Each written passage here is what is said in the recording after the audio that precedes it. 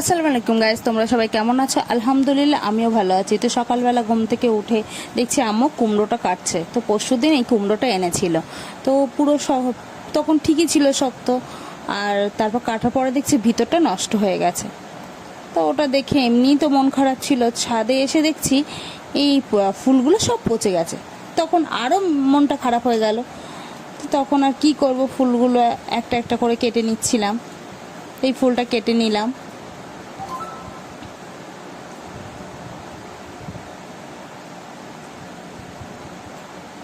দেখো এই ফুলটা কেটে নিলাম, তারপর আরেকটা ফুল কেটে নেব।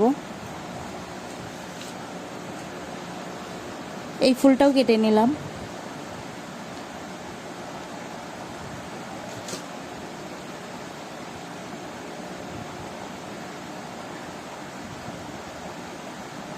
কাটা হয়ে গেলে এবার 3 নম্বর ফুলটা কাটতে গিয়েছি, ধরেছি আর খুলে এসেছে।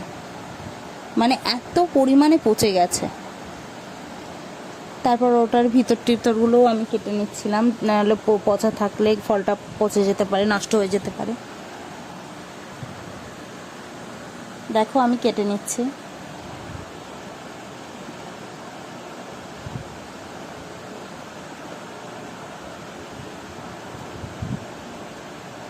কাটা হয়ে গেলে এবার 4 নম্বর ফুলটা কেটে নেব। এটাও আমি কেটে নিচ্ছি।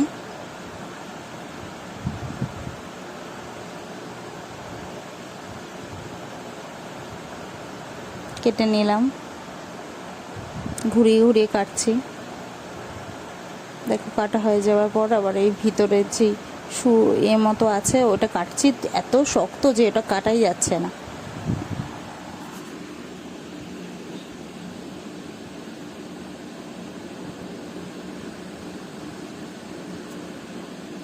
তারপর ড্রাগন গাছে এই গাছটা ফুল আসছে না। তো আমি আম্মুকে জিজ্ঞাসা করলাম ফুল আসছে না কেন?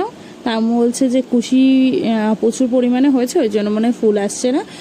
কুশিগুলো কেটে দেবো? তো বলছে হ্যাঁ কেটে দে।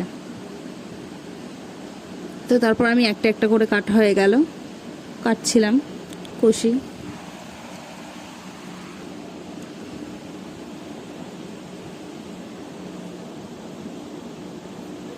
আর একটা কুশি কেটে নিলাম।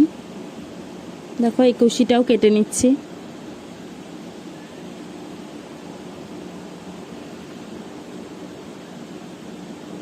তারপর আবার এই কুশিটাও কেটে নিলাম।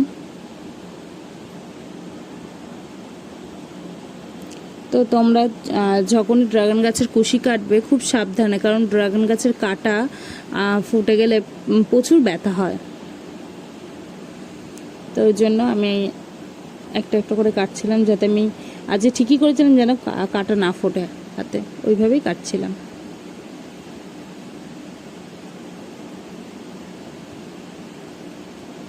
দেখো কেটে নিলাম।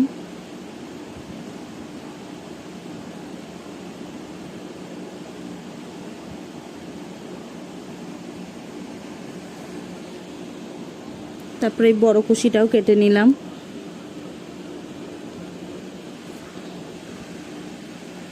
তারপর বড় ডালের হচ্ছে ওই ড্রাগন গাছের ডালের এই মুখটা মানে আগার দিকটা না একদম সরু হয়ে গেছিলো, তো ওই জন্য আমি ওটাও কেটে নিলাম। আর না হলে না ফুল আসতে চাইবে না। ড্রাগন গাছের আগা যত ভারী থাকবে তো তত তাড়াতাড়ি ফুল চলে আসবে। তারপরে এই নিচের দুটো কুশি দেখতে পাচ্ছ তো, আম্মু বলছে এগুলো কাটতে হবে না। তো আমি বললাম না, একবারে কাটছে যে গেলে কেটেই নেই। তো একটা কাটা হয়ে গেল। হয়ে যাওয়ার পরে এটাও কেটে নিচ্ছি, কিন্তু এটা এত বড় হয়ে গেছে, শক্ত হয়ে গেছে, ওটা কাটাই যাচ্ছিল না। তারপর ওটা কাটতে গিয়ে ওর আগাটা ভেঙে গেছে। তারপর ওটা আমি কেটেই নিচ্ছিলাম যে না, একে আজকে রাখবোই না, একে আজকে কেটেই দেবো।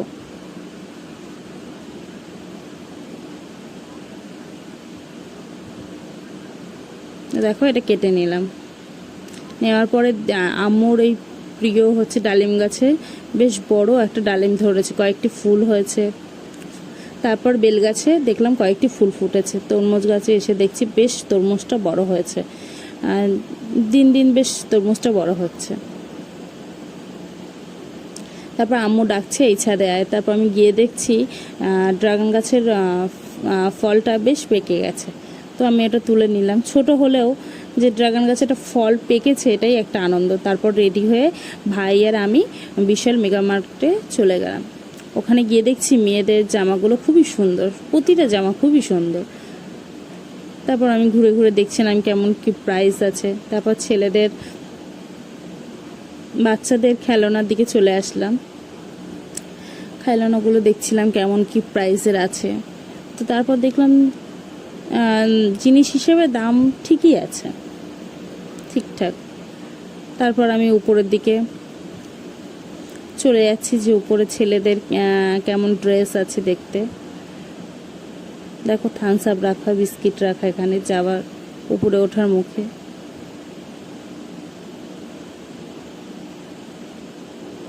তারপর আমি উপরে এরকম ছেলেদের জামাগুলো দেখছিলাম, দেখতে দেখতে দেখছি 199 টাকায় ছেলেদের গেঞ্জি পাওয়া যাচ্ছে, মাত্র 199 টাকায়। তো দেখে বেশ ভালো লাগলো। ভাইকে বলছিলাম কোন কালারটা পছন্দ দেখ। তারপর বাড়িতে চলে এসেছি।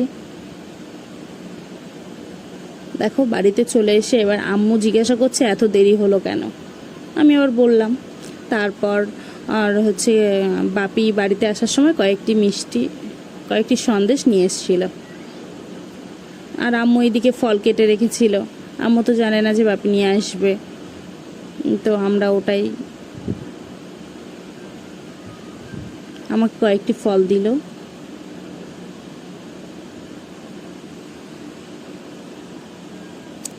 তারপর আমি ওখান থেকে একটা আঙুর তুলে নিলাম,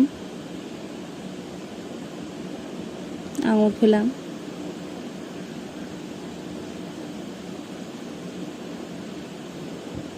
তারপর আরও একটা আঙুর খাবো।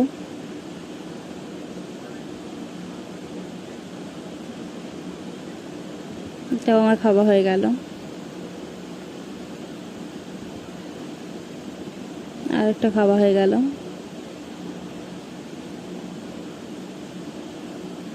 তারপর আম্মা বললো নে সন্দেশ খা। তো আমার তো ম্যাঙ্গো ফ্লেভারের সন্দেশ খুবই ভালো লাগে, তো আমি ওটাই আগে নিলাম।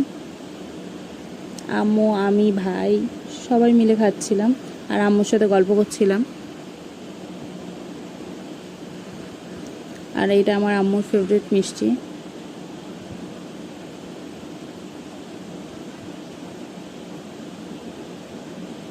তা আম্মুর সাথে আমি গল্প করছিলাম আর খাচ্ছিলাম।